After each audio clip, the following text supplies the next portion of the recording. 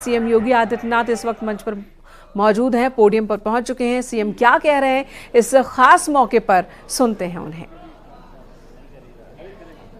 राधे राधे। वृंदावन बिहारी लाल की, यमुना मैया की।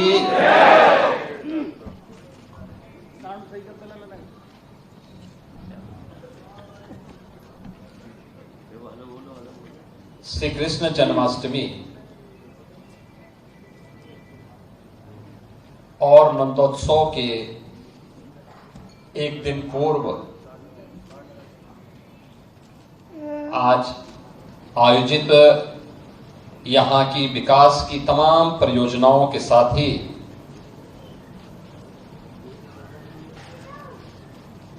एक नए सांस्कृतिक कार्यक्रम की शुरुआत करने की दृष्टि से मुझे आपके बीच में आने का सौभाग्य प्राप्त हुआ है। आज के इस समारोह में जिनका आशीर्वाद प्राप्त हो रहा है, ब्रज के हमारे सभी पूज्य संतजन, उत्तर प्रदेश सरकार में मंत्रिमंडल के मेरे सभी सहयोगी, चौधरी लक्ष्मी नारायण जी, पर्यटन एवं संस्कृति मंत्री श्री जयवीर सिंह जी, यहां के प्रभारी मंत्री और प्रदेश के बेसिक शिक्षा विभाग के मंत्री श्री संदीप सिंह जी, यहां के लोकप्रिय सांसद और जिनका भी कुछ ही देर में फिर से आप मंचन देखेंगे, ऐसे श्रीमती हेमा मालिनी जी, माननीय सांसद राज्यसभा चौधरी तेजवीर सिंह जी, महापौर श्री विनोद अग्रवाल जी, यहां के स्थानीय लोकप्रिय विधायक और प्रदेश सरकार के पूर्व मंत्री पंडित श्रीकांत शर्मा जी, माननीय विधायक बलदेव श्री पूरण प्रकाश जी, माननीय विधायक गोवर्धन श्री मेघश्याम सिंह जी, माननीय विधायक मार्ग श्री राजेश चौधरी जी, विधान परिषद के माननीय सदस्य श्री ओम प्रकाश सिंह जी, चौधरी योगेश सिंह जी, जिला पंचायत अध्यक्ष श्री किशन चौधरी जी, ब्रज तीर्थ विकास परिषद के उपाध्यक्ष श्री शैलजाकांत मिश्र जी, उत्तर प्रदेश बाल अधिकार संरक्षण आयोग के अध्यक्ष डॉक्टर देवेंद्र कुमार शर्मा जी, भारतीय जनता पार्टी के हमारे जिला के अध्यक्ष श्री निर्भय पांडे जी, महानगर अध्यक्ष श्री घनश्याम लोधी जी, क्षेत्रीय महामंत्री श्री नागेंद्र सिकरवार जी, भुवन भूषण कमल जी, आज के इस भव्य आयोजन में यहां पर उपस्थित ब्रज क्षेत्र के मेरे सभी उपस्थित बहन और भाइयों, मैं सबसे पहले आप सबको श्री कृष्ण जन्मोत्सव और नंदोत्सव की हृदय से बधाई देते हुए आज आप सबकी कृपा से आदरणीय प्रधानमंत्री जी के मार्गदर्शन में हमारे इस मंच पर उपस्थित जो हमारे माननीय जनप्रतिनिधि हैं, यहाँ के लोकल सांसद, स्थानीय माननीय विधायक, अन्य जनप्रतिनिधियों के सहयोग से जो विकास की योजनाएं यहाँ के लिए प्राप्त हुई हैं, उनके लोकार्पण का सौभाग्य मुझे श्री कृष्ण जन्मोत्सव के एक दिन पूर्व प्राप्त हो रहा है। मैं इसके लिए भी आप सबको हृदय से बधाई देते हुए आपका अभिनंदन करता हूं, आप सबका स्वागत करता हूं। मैं आपका आभारी हूं कि आपने श्रीमती हेमा मालिनी जी के प्रति अपनत्व का भाव दिखाते हुए तीसरी बार उन्हें प्रचंड बहुमत के साथ विजयी बना करके भेजा, और इसलिए उसके प्रति भी कृतज्ञता ज्ञापित करने का इच्छा इससे अच्छा अवसर नहीं हो सकता था कि मैं श्री कृष्ण जन्मोत्सव के आयोजन में भागीदार बनूं। प्रभु की लीला और उनकी कृपा को भी देखने का अवसर प्राप्त होगा, साथ ही ब्रजवासियों को उनके द्वारा यहां पर श्रीमती हेमा मालिनी जी को चुनाव जिता करके भेजने के बाद जो ऋण हम लोगों के ऊपर है उसको वो ऋण करने के लिए एक प्रयास करके कुछ विकास की परियोजनाओं के माध्यम से वहां के विकास में हम सहभागी बन सके। और उसी क्रम में मैं आज आपके पास आया हूं, आपके बीच में आया हूं। यह हमारा सौभाग्य है कि जब हम यहां की बात करते हैं, पूरी दुनिया के अंदर इस भूमि के प्रति लोगों के मन में अथाह आकर्षण है और लोग इस बात के प्रति उत्सुक रहते हैं। सचमुच प्रधानमंत्री जी जब बात विकास और विरासत की करते हैं तो विरासत यही जो आपके पास है, ये थाती कितना समृद्ध है। मैं भी सुनता था चौधरी लक्ष्मी नारायण जी से, यहां के माननीय जनप्रतिनिधियों जी से, प्रतिनिधियों से, और मुझे प्रसन्नता है कि यहां के पूज्य संतों के साथ ब्रज तीर्थ विकास परिषद ने और यहां के जनप्रतिनिधियों ने इस बात का उल्लेख किया है कि भगवान श्री कृष्ण का 5251वां जन्मोत्सव का ये आयोजन इस बार इस भूमि में इस आयोजन के साथ हम जोड़ने जा रहे हैं। आप सोचो, दुनिया के अंदर कोई देश ऐसा है, कोई मत मजहब संप्रदाय ऐसा है जो ये कह सकता हो कि उनकी उत्पत्ति भी इतनी पुरानी हुई हो? किसी के पास इतिहास नहीं, किसी के पास नहीं है। बहुत कहेगा, कोई 1400 साल का कहेगा, कोई 2000 वर्ष का कहेगा, कोई 2700 का कहेगा, कोई 3000 वर्ष का कहेगा। 3000 वर्ष पुराना दुनिया के अंदर कोई सेक्ट, कोई संप्रदाय, कोई मत और मजहब अपने आप को उससे पुराना नहीं बता सकता। उससे पहले क्या था कुछ भी पता नहीं था। और इसीलिए हम कहते हैं इस धरती का और खासतौर पर भारत का एक ही सनातन धर्म है, यही भारत का राष्ट्रीय धर्म है। क्योंकि ये तो द्वापर की बात है। द्वापर के तत्काल बाद तो कलयुग आ गया।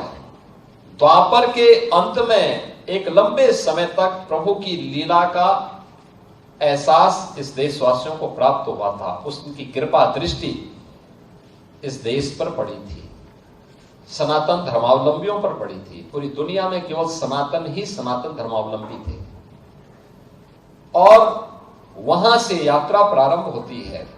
कलयुग में हम इतने वर्ष आगे बढ़ चुके हैं।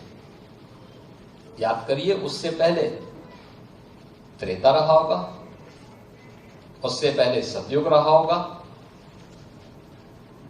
एक लंबा इतिहास, एक लंबी थाती विरासत हमारे पास, जिसको हमारे पूज्य संतों ने, इनकी विरासत ने संभाल करके रखा है। और आज भी अपने धार्मिक आयोजनों के माध्यम से, इस प्रकार के आयोजनों के माध्यम से, इस विरासत के संरक्षण के लिए, कथा वार्ता के माध्यम से, भोजपत्रों के माध्यम से, पांडुलिपियों के माध्यम से, गुरु शिष्य की परंपरा के माध्यम से उसके संरक्षण का काम किया गया। और उसी विरासत का हिस्सा बनने के लिए, उसके साथ विकास की पुट जोड़ने के लिए हम लोग आज यहां पर एकत्र हुए हैं। और मैं धन्यवाद दूंगा यहां के जनप्रतिनिधियों को, ब्रज तीर्थ विकास परिषद को, और खास तौर पर यहां के माननीय विधायक और यहां के माननीय सांसद दोनों को, जिन्होंने यहां पर यहां के सांस्कृतिक कार्यक्रमों के मंचन के लिए 5 जन्य प्रेक्षागृह दिया है। कितना भव्य प्रेक्षागृह हमारे मथुरा वृंदावन को प्राप्त हो गया है, कितना भव्य मिल गया है। लगभग 1000 दर्शक एक साथ यहां पर आ जाएंगे। और उसमें भी आपने देखा है यहां पे कि इसमें पहला मंचन होने जा रहा है भारत की कला जगत की एक प्रख्यात अदाकार और आपकी सांसद श्रीमती हेमा मालिनी जी। वे मंच पर आई है, मैं उनका आभारी हूं कि वह अपनी पूरी साज सज्जा के साथ ही यहां पर मंच पर आ गए, अन्यथा वो कार्यक्रमों में आती। और आप ब्रजवासी इस बात के लिए सौभाग्यशाली हैं कि उनके मंचन के लिए, उनकी फिल्मों को देखने के लिए आप पहले यहां से आगरा और पता नहीं कहां कहां जाते रहे होंगे। आज वे यहां पे फ्री में मंचन के माध्यम से कला के महत्व के बारे में आपको बता रही है, उसके प्रति समर्पण का भाव, यहां के विकास के प्रति उनका समर्पण का भाव। क्योंकि मुझे याद है जब वह पहली बार यहां से सांसद बनी, मैं भौचक था, मैं संसद में भी सांसद था तब।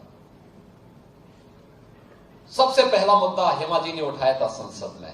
उन्होंने कहा था, क्या यमुना मैया को शुद्ध होने का अधिकार नहीं है?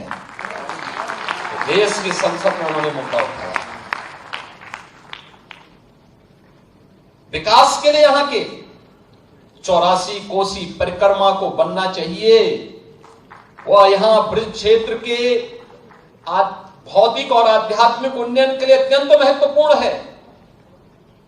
यहां के विकास के कार्यों में एक सकारात्मक योगदान, और वह लगातार आगे बढ़ा। आंतरिक साज सज्जा के लिए एक सकारात्मक योगदान। यहां के विधायक पंडित श्रीकांत शर्मा जी ने यहां की आंतरिक व्यवस्था को, यहां के मान्य जनप्रतिनिधियों ने किस रूप में यह मथुरा वृंदावन नगर निगम बनना चाहिए, फिर तीर्थ क्षेत्र घोषित होने चाहिए, फिर यहां की मर्यादा और यहां की आध्यात्मिक परंपरा के अनुसार हम उन कार्यक्रमों को आगे बढ़ा सकें। आज ये धीरे धीरे मूर्त रूप लेता जा रहा है। और आज यहीं पर ही प्रख्यात भजन गायिका सुश्री पद्मिनी कोल्हापुरी के एक एल्बम को भी यहाँ पे शुभारंभ करने का अवसर इस 5 जन्य प्रेक्षागृह में मिला है। मैं उनको, पद्मिनी जी को भी, उनकी पूरी टीम को भी इसके लिए हृदय से बधाई देता हूं, अपनी शुभकामनाएं देता हूं। बहनों और भाइयों, आज 1037 करोड़ रुपए की परियोजनाओं का यहाँ पे लोकार्पण और शिलान्यास हो रहा है। इन लोकार्पण और शिलान्यास के कार्यक्रमों के साथ ही यहाँ पर हम लोग इन सभी कार्यक्रमों को आगे बढ़ाने का काम कर रहे हैं।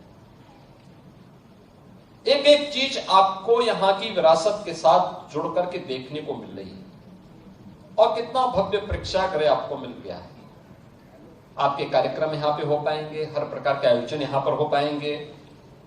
शहीद लक्ष्मण स्मारक भवन, यह भारत की विरासत के प्रति सम्मान का भाव, भारत की स्वतंत्रता संग्राम सेनानियों, भारत के जवानों के प्रति श्रद्धा का भाव व्यक्त करने का एक मंच है।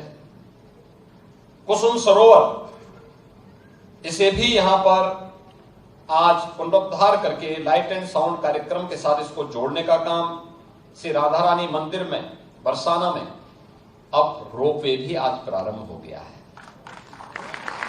हमें हमारे बुजुर्ग संत जो पहले पैदल ही चढ़ जाते थे, मैं आज पूज्य फुलडोल जी महाराज को देख रहा था। इस उम्र में भी मैं सचमुच उनका सम्मान करूंगा, उनको नमन करूंगा कि इस उम्र में भी उनके मन में इच्छा शक्ति वही जज्बा। ठीक है, शरीर का उम्र के साथ यह भौतिक काया है, वह अपना एक समय तक साथ देता है, लेकिन जज्बा है। एक समय था संत पूरी परिक्रमा करते थे, कई बार वहां जाते थे, लेकिन समय के अनुरूप उस प्रकार की सुविधा देना यह स्थानीय प्रशासन और शासन की जिम्मेदारी बनती है। और आज पीपीपी मोड पर यह सुविधा बरसाना के लिए उपलब्ध हो चुकी है। यहां पर भी सुविधाएं होनी चाहिए, और मुझे लगता है विरासत के संरक्षण, उसकी आध्यात्मिक और सांस्कृतिक पहचान को बनाए रखते हुए उसको विकास की एक नए कलेवर के रूप में हमें प्रस्तुत करना, यह आज की आवश्यकता है। इसके साथ ही यहाँ पे गोवर्धन की तहसील भवन का भी लोकार्पण हो रहा है। वहां के माननीय विधायक जी को मैं हृदय से इसके लिए बधाई देता हूं। अन्य विकास से जुड़े हुए तमाम कार्य आज यहाँ पर हम लोग आज यहाँ पे आज उसका लोकार्पण कर रहे हैं, और विकास की भी तमाम योजनाओं का, जिसमें गोकुल बैराज की अपस्ट्रीम में जहां पर हम सब की आस्था और मान्यता है कि वासुदेव जी ने भगवान कृष्ण को गोकुल तक पहुंचाने का काम वहीं पे यमुना जी को पार किया था। वहीं वासुदेव वाटिका का निर्माण भी हम लोग करने जा रहे हैं और बड़ी यानी लगभग 45 करोड़ रुपए की लागत से उसकी एक बड़ी योजना हम लोगों ने तैयार की है। उसको आगे बढ़ाने के लिए एक पर्यटन जन सुविधा केंद्र बरसाना के लिए भी आज यहाँ पे स्वीकृत हुआ है। इसी प्रकार से और भी अन्य विकास की योजनाओं को लेकर के आज यहाँ पे कार्य प्रारंभ होने जा रहे हैं। बहनों और भाइयों, आज हम सब जब यहां पर आए हैं, मैं आप सबको इस बात के लिए आश्वस्त करने के लिए आया हूं कि ये जो डबल इंजन की सरकार है, ये आपकी आस्था का सम्मान करते हुए आपको विकास के पथ पर आगे बढ़ाना चाहती है। प्रधानमंत्री मोदी जी ने जो हम सबके सामने एक लक्ष्य तय किया है, 2047 तक भारत को विकसित भारत के रूप में स्थापित करना। लेकिन केवल विकसित भारत नहीं होगा, उसमें विरासत भी होगा और विकास भी होगा, दोनों का समन्वय होगा। गुलामी के अंशों को हमें सर्वथा समाप्त करना है और गुलामी के अंशों को समाप्त करते हुए हमें एक ऐसे नए भारत का, जो अपने विरासत पर भी गौरव की अनुभूति करता हो, विकास को उसके साथ जोड़ करके नए कलेवर के रूप में स्थापित करता हो। और श्री कृष्ण जन्माष्टमी इसी बात का संदेश हम सबको देता है। हमें वर्तमान की इन चुनौतियों को समझना पड़ेगा जो हम सबके सामने है, भारत के सामने है, सनातन धर्म के सामने। याद रखना, जो चुनौती सनातन धर्म के सामने है वही भारत की चुनौती है, और जो भारत की चुनौती है वही सनातन धर्म की चुनौती है। दोनों एक दूसरे से अपने आप को अलग नहीं कर सकते, कोई एक दूसरे से अलग नहीं कर सकता। और मैं तो आज पूज्य संतों का आह्वान करूंगा, इस समय है उनको स्वयं आगे आकर के पूरे समाज को एकजुट करने के सावधान के साथ आगे बढ़ना पड़ेगा। याद करिए, अगर हमने तनिक भी भूल की, ये समाज फिर से बटा और जो साजिशें हो रही हैं अगर वे सफल हुई तो बांग्लादेश के अंदर जो कुछ हो रहा है, हिंदुओं पर जो यातनाएं ढाई जा रही हैं, आप देख रहे होंगे किस प्रकार के अत्याचार हो रहे हैं, मंदिर तोड़े जा रहे हैं। हमारा मठ, हमारा मंदिर, हमारी उपासना विधि, हमारा शास्त्र, हमारे दर्शन, हमारी साधना पद्धति तभी संरक्षित हो पाएगी, तभी सुरक्षित हो पाएगी जब ये सनातन धर्म है और ये देश सुरक्षित है और बृहद हिंदू समाज सुरक्षित है। हमें इसके लिए कार्य करना होगा, लगातार कार्य करना होगा, प्रयास करना होगा, एक एक को जोड़ना पड़ेगा, एक एक को अपने साथ जोड़ना पड़ेगा। भेदभाव के लिए कोई जगह नहीं होनी चाहिए। विभाजनकारी उन ताकतों को बेनकाब करना होगा जो केवल अपना उल्लू सीधा करने के लिए समाज को बांटना चाहती है, तमाम वादों के आधार पर बांटना चाहती है। उनके लिए राष्ट्र की कीमत पर राजनीति उनके लिए अभिष्ट हो गई, लेकिन हमारे लिए राष्ट्र सर्वप्रथम है। राष्ट्र की कीमत पर कोई राजनीति नहीं हो सकती। हमें चुनना होगा, पहले राष्ट्र को चुनेंगे, उसके लिए किसी भी प्रकार के बलिदान देने के लिए तैयार होंगे, लेकिन उसकी कीमत पर कोई राजनीति स्वीकार्य नहीं है। लेकिन आज जिस प्रकार के दृश्य दिखाई दे रहे हैं, जिस प्रकार की बातें हो रही हैं, जिस प्रकार की चीजें चल रही हैं, आपने देखा होगा इन सब के मुंह बंद है बांग्लादेश की घटना पर। कोई बोलना नहीं चाहता क्योंकि उन्हें भय है, अगर वो बोलेंगे तो उनके वोट बैंक खिसकते हुए दिखाई देंगे। उनके पैरों के नीचे की जमीन जिस पर वे लोग खड़े हैं, वे अंगारे उनको ही जलाते हुए दिखाई दे रहे होंगे और इसलिए वे मौन हैं, बोल नहीं सकते।